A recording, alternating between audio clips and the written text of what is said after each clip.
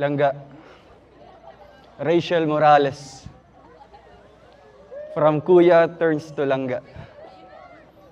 It's been a while na naging MU tayo. Since May 5, hindi ko natandaan yun. At ikaw yung nakaalala. So Ga, it's time. Nagpaalam na ako kay Tatay Raysan, sa tito mo. Alam na din ng mga kapatid mo. Ga, grabe yung pinagdaanan natin, di ba? Nagsama tayo sa kasiyahan, kalungkutan, iyakan, andyan. At syempre, kiligan ng dahil kay Kalingap Rob at Vincent Calyada at sa Team Kalingap.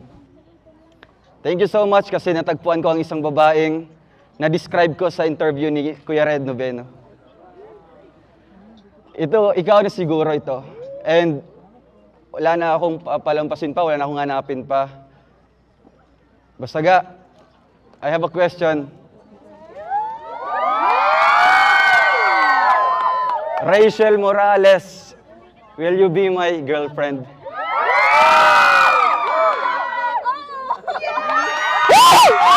Thank you! Ga! Ga! Thank you so much. Gaan pawis natin. Thank you. Thank you. Ga! Pinagawa ko yan kay Ate MJ. Salamat. Ga!